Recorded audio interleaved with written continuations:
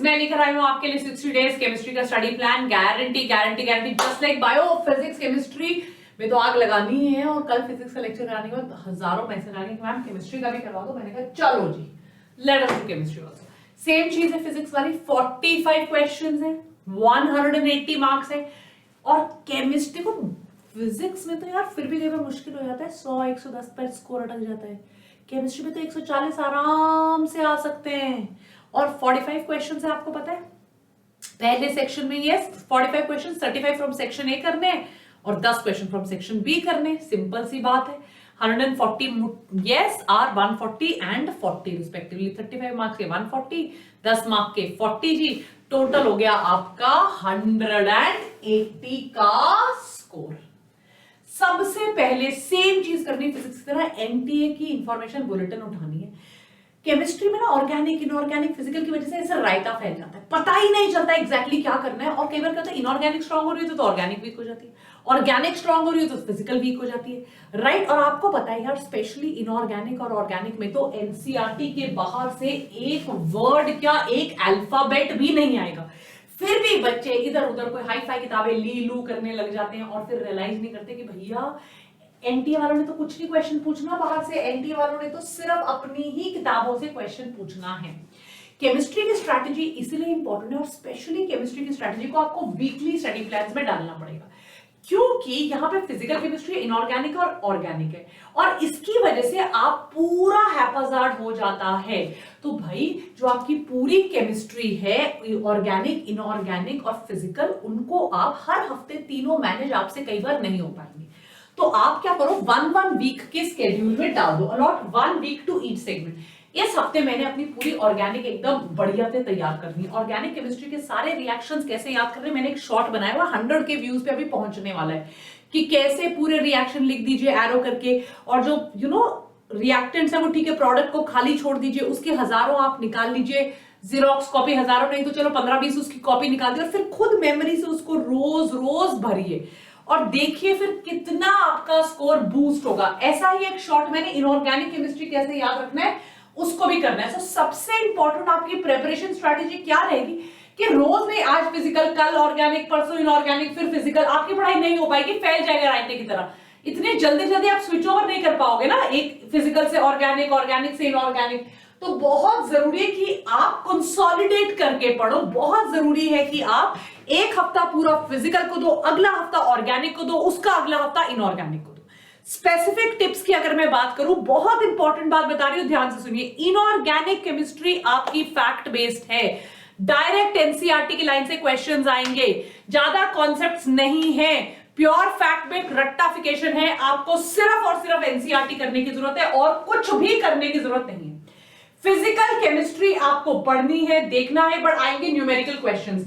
Numerical questions NCERT की back exercise पे आएंगे, एनसीईआरटी बेस्ड क्वेश्चंस आएंगे, पर फिजिकल केमिस्ट्री में अगर आप लोग पीवाईक्यूज करोगे, आप लोगों को बहुत ज्यादा फायदा होगा।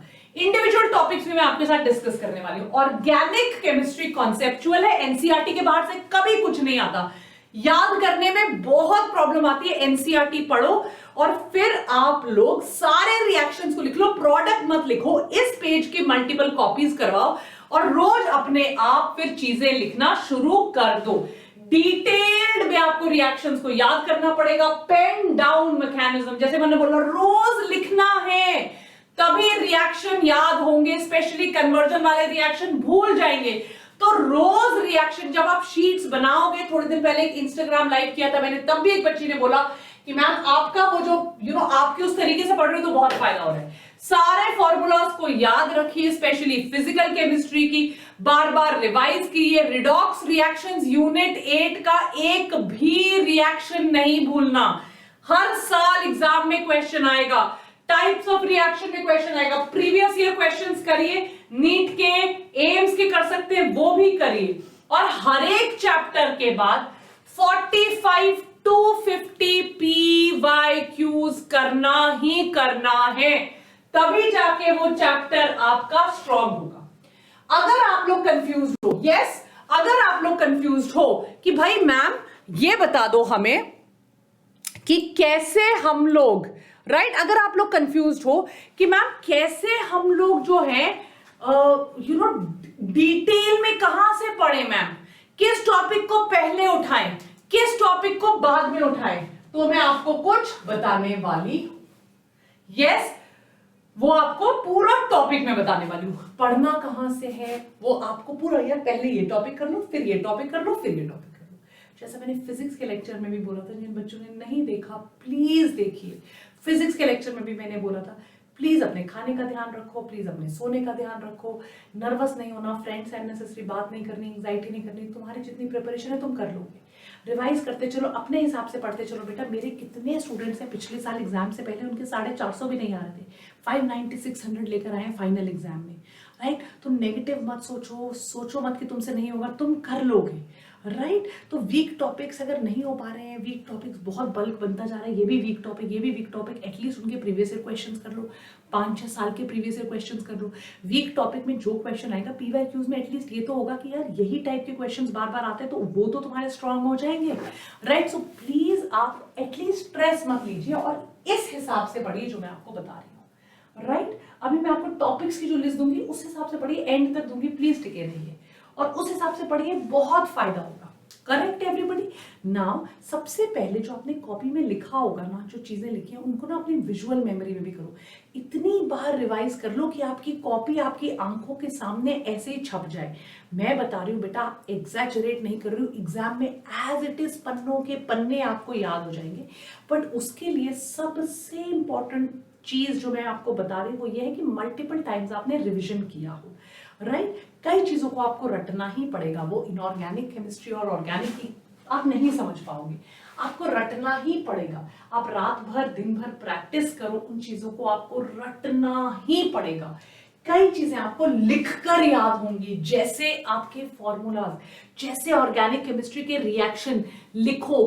कितनी बार बोला है फॉर्मूला की वर्कशीट बनाओ, शॉर्ट तक बना दिया है, उस शीट को 5-6 बार करो और याद हो जाएंगी। यस, और हमेशा जब चीज कोई भूल रही है, बार बार कर लिए, इनऑर्गेनिक केमिस्ट्री भूलती जा रही है, उसको किसी फनी चीज से, अपनी चीज से, निमोनिक्स ऑर्गेनिक और इनऑर्गेनिक केमिस्ट्री में बहुत चलते हैं, अपनी किसी फनी चीज से, अपने से रिलेटेड किसी चीज से रिलेट कर लो, फॉर्मूला शीट बनाओ, रोज सोने से पहले अपनी फॉर्मूला शीट पढ़ो।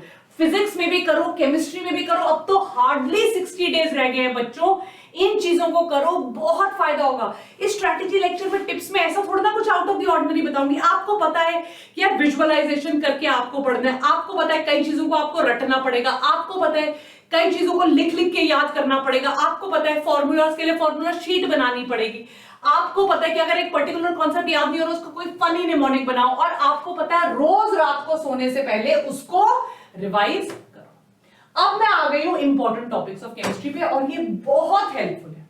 Most important topics, moderately important topics और लीस्ट इंपॉर्टेंट टॉपिक्स। सबसे पहले करो aldehyde ketone carboxylic acid, short question आएगा। Biomolecules, chemical bonding and molecular structure, chemical kinetics. Moderate में कौन होता है? Alcohol, phenol, ether. Classification of elements and periodicity, d f block. S p ज्यादा इंपॉर्टेंट है, hydrocarbon. Least important, everyday life, electrochemistry, environmental chemistry और general principles and processes of isolation पे ज्यादा questions नहीं आते हैं।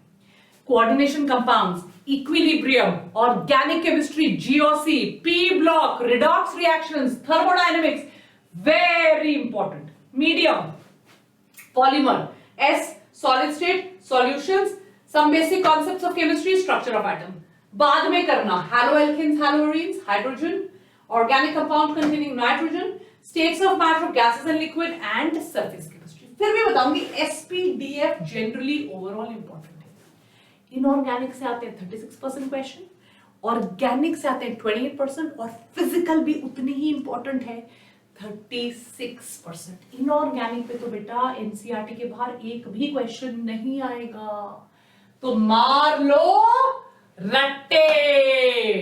Take care, god bless you. अगले हफ्ते में आपको कुछ टॉपिक्स कराऊंगी, ये 10-15 टॉपिक्स जिनसे 130 प्लस आ सकते हैं, 140 प्लस आ सकते हैं। So stay tuned, don't forget to like and subscribe. चाहिए डिस्क्रिप्शन बॉक्स पे YT बायोटॉनिक कोड लगाइए और ले लीजिए क्रैश कोर्स, जो सिर्फ 5000 का है। अगर फिजिक्स केमिस्ट्री वीक अभी ले लो, और 25 टेस्ट वाला टेस्ट सीरीज जो सिर्फ 999 का है। Take care, bye.